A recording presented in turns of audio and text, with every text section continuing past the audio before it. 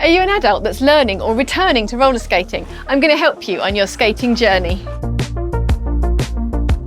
Learning to skate as an adult, you have a lot further to fall than when you were a child. It also hurts a lot more, and we've got responsibilities, so safety gear is an absolute must. Definitely going to need a helmet. Now, helmets need to be double certified. S1 is a great brand for helmets, but anything that is double certified is brilliant. You don't want to use a cycle helmet because they are for top of head falls. And when you're skating, you fall in many different directions, but we do like to fall backwards, and you definitely need this protection on the back of your head. You're also going to need knee pads, elbow pads, and wrist guards. Now let's talk knee pads, because this is a knee pad and this is a knee pad.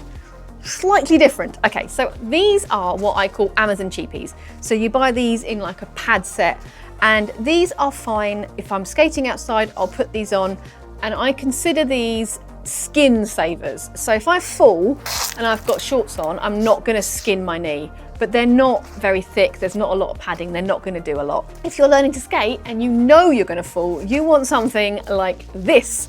So this is a Protect pad. So other good brands to look for would be a 888, a 187s, Scabs, S1, really padded, and they're going to really help you. Now, one little tip I would give you on pads, knee pads particularly, is this butterfly back is really good. So you see how this opens up and it looks like a butterfly. This is much better than the gasket where you slide it up, because if you're going to wear jeans, you're going to need to adjust it bigger than if you've got shorts on. So bear that in mind. That makes a big difference. Elbow pads, pretty much if it fits, you're onto a winner. And wrist guards. Now, a lot of new skaters injure their wrists. So the wrist guards are super important.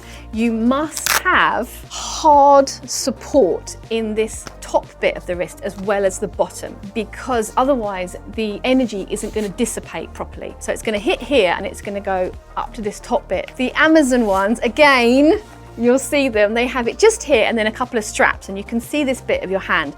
Now again, I consider those skin savers. So if I fall, I'm going to scrape the floor with that, not my hands, but they're not going to protect your actual wrist. So be very careful what you're buying. And finally, as an adult, I 100% recommend these. I wear these a lot when I'm at the skate park, when I'm skating outside. Padded shorts. Now, you'd be surprised. They look really bulky, but under a pair of jeans, you can barely see them, and they are 100% worth their weight in gold. So safety gear is great and it is going to help save you. However, the most important thing to do is to actually learn to fall properly. And of course, I have a video on this, which I will link for you. A really important part of your equipment is a pair of skates. Now, you need to be really careful because there are lots of skates on the market which are adult skates, but if you look at the weight limit on them, they are not appropriate for an adult, and they're made of plastic. So you need to be really careful when buying skates. If you head to my website, shameless plug, www.skatie.co.uk, on there is a lot of recommended skates which will steer you in the right direction, and they are also labelled by foot width, because the best pair of skates for you is the pair that fits your feet. And with that in mind, don't go by your street size, go by your skate size, which is measuring your foot. Now, I do have an entire video on how to do that and a lot more information about skates, so I will link that for you. But it's really important that you take the millimetre measurement of your foot and use that against the manufacturer's skate chart, and don't just do the manufacturer, you need to do the model, because to make things even more interesting, brands' sizes can change between models, just to make life interesting. Wheels as a subject are surprisingly complex, so you're going to need 3 videos for this. You're going to need one on hardness, one on size, and one on bearings.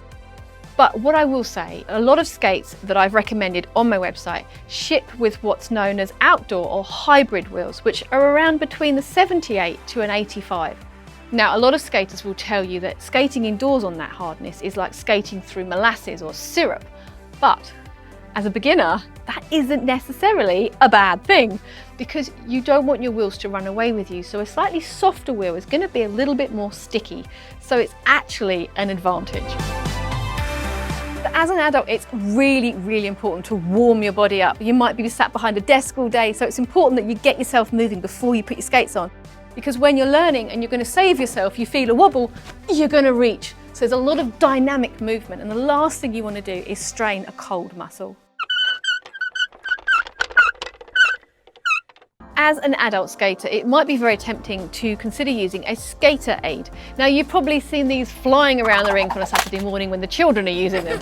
And I don't like them. And the main thing is I prefer you to know good technique, how to fall, because they don't save you from backwards falls, and I think they actually make them worse.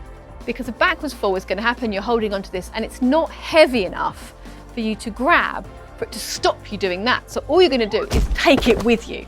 Now, what I have seen some adults use, which is a better option, I'm not going to say I love it, but it's a better option, is you can get these walkers that have brakes. Now, at least they're going to sort of stop you, which is a good idea, because if you're not able to stop yet, that is a way of controlling your speed. But again, I don't think they're going to be heavy enough to stop a backwards fall. And you might end up in more trouble because that's heavy if it falls on you. So do bear that in mind. It's better to wear safety gear and learn good falling technique.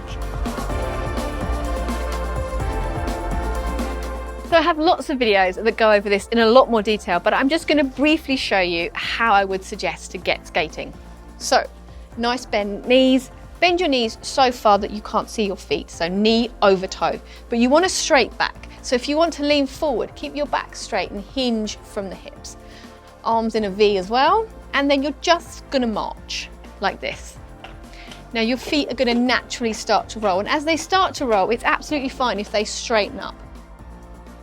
So there we are. And if you want to stop, you need to transfer your weight to one foot and put the other foot here back into this V position. Now, as I say, this is quite complicated. I've covered it really, really quickly, so I will link a beginner video for you. As an adult learning or returning to skate, I think the most important thing is to focus on your journey. Do not compare yourself to anybody else.